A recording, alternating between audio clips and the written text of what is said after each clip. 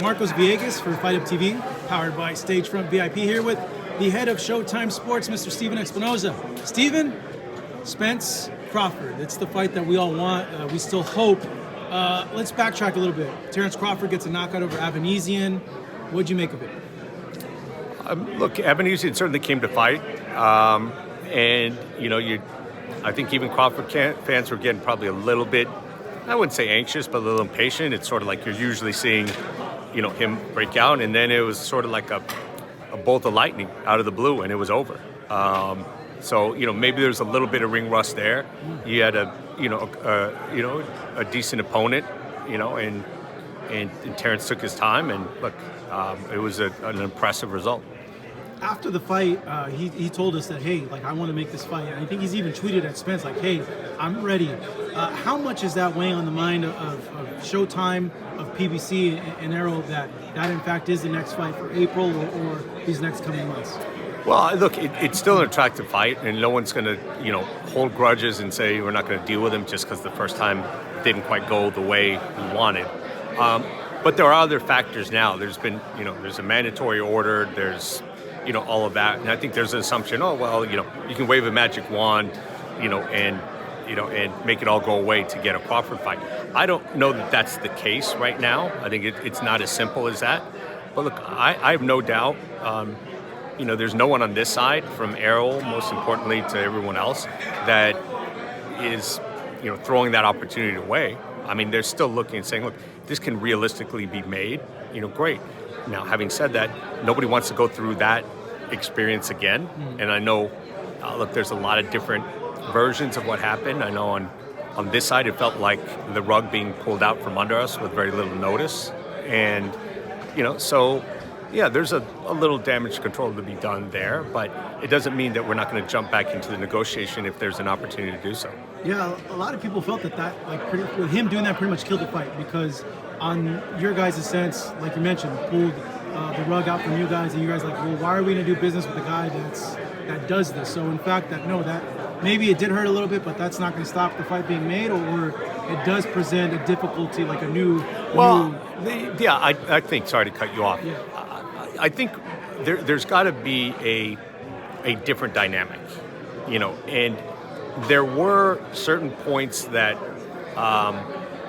there were a range of issues that, Terence brought up that, really didn't get resolved, and they lingered out there, and then, then things all fell apart. So no one wants that dynamic again.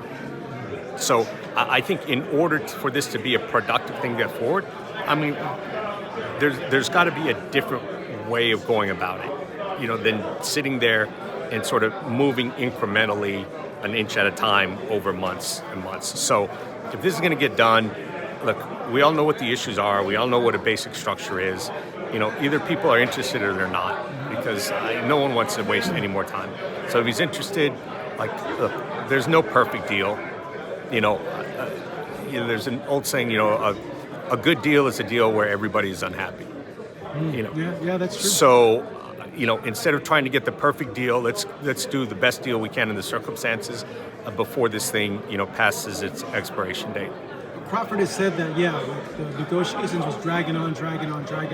You being on that side, can you talk a little bit about that? Yeah, I think on? I mean, look, again, I don't want to get into point fingers and inflame things, but I think if you ask this side, I think a lot of the dragging on was due to Terence's own asks and, the timetable, in which he was responding. It seemed that a lot of time would go by after each offer. And there was just, a stubbornness that dug in on certain points that we thought shouldn't have been insurmountable. So, look, I'm sure he's got a different take on it, but, there should be, we know what the issues are. There's nothing new. These are all issues that other big fights have faced, so we should be able to run. But the thing is, nobody wants to get back and, sit there and be in this soap opera of, weeks and weeks of negotiating. So, if we're going to jump back into it, let's jump back into it and get it done quickly.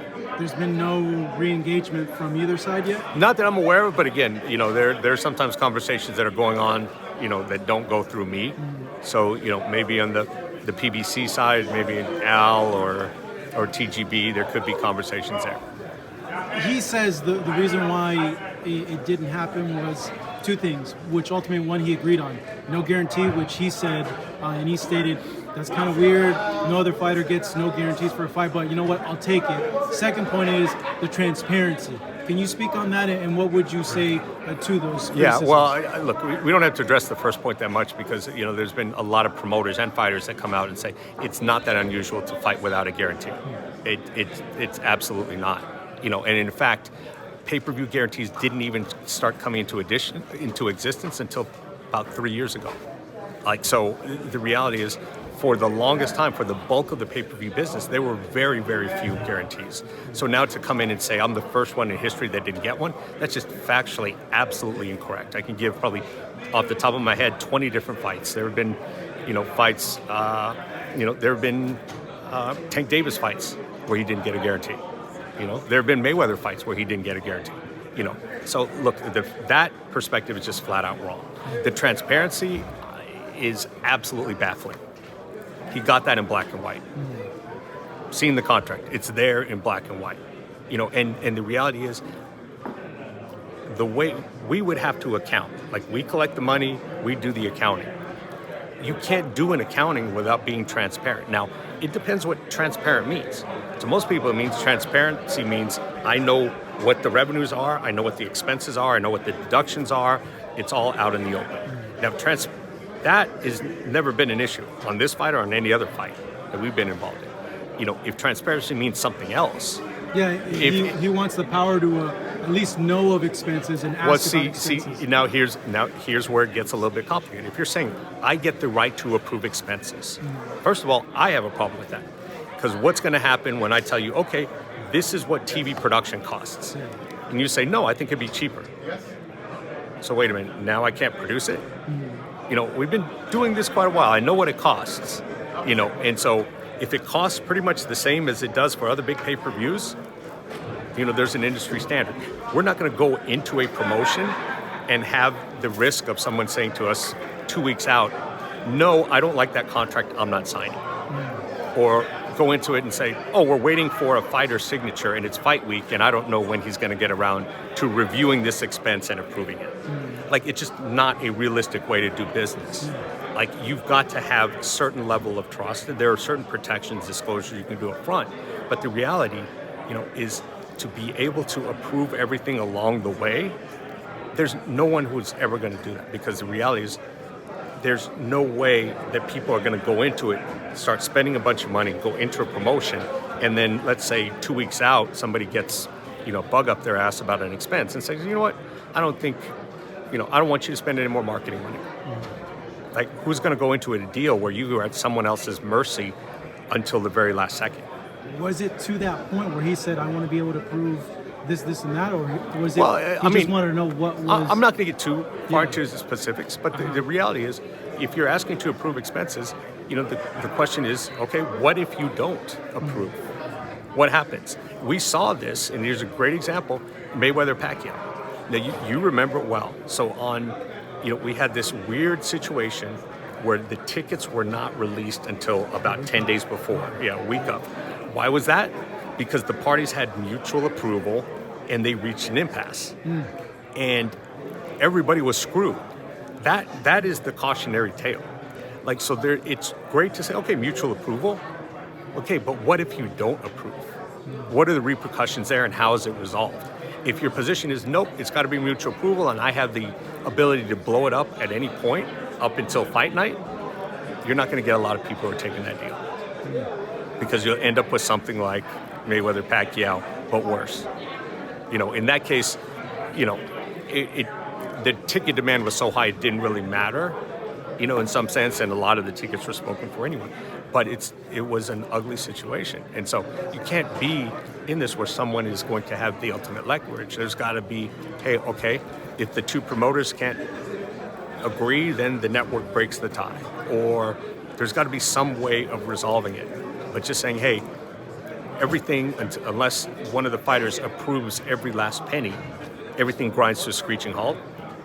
That's not a realistic way to make a deal, and that's not a realistic way to do a boxing promotion. Can you call him and tell him, yo, let's work this out so we can finally get Look, I think that's the way it has to go. Is, you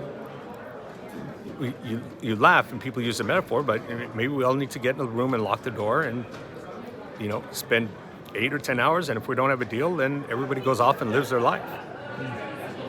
But I think there's got to be something to change the dynamic and change the pace of things.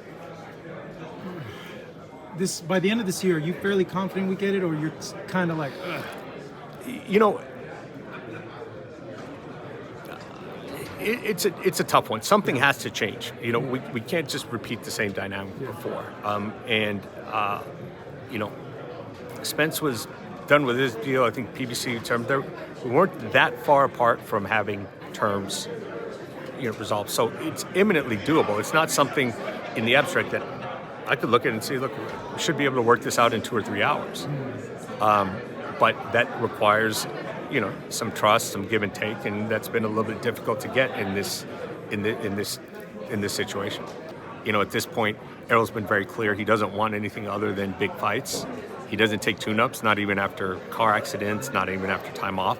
So it's going to be a big fight. Whether it's, Keith Thurman, whether it's, somebody else down the line, it's going to be one of a handful of names that everyone expects him to fight, and do that. Have you gotten any indication from him that he, I know we've always heard this thing, he doesn't like Thurman because Thurman never gave him a chance when it was his time, he's not going to give him a chance. Have you heard from Spence that no, Thurman's not an option, I won't fight Thurman? No, look, I've heard what he said publicly, but at the same time, we also, the situations, business is a powerful, persuasion. Money is a powerful. So look, I think if it's the best business opportunity for him, there's probably some satisfaction that he would get if he's able to get in there and beat Keith Thurman. So look, there's definitely some grudges held and some resentment, and sometimes that makes for the best fights. How likely is Jerron? Do you think he would take that fight if it was presented? I know, athlete-wise he would, but in terms of business money, would he? Yeah, I think so. It's.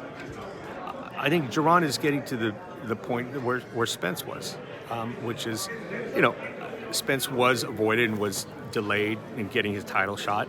I don't think that Jerron's at that point yet, but the clock is ticking now. I mean, if he wins tomorrow night, he'll be interim champion. He'll be the mandatory. Now, the clock starts ticking is when does he get his title shot? And so I think whenever he does get it, he'll take it. I'm confident that, Jerron's Boots' take is, look, you do the right fights and the money will come. You don't blow an opportunity to title fight over money.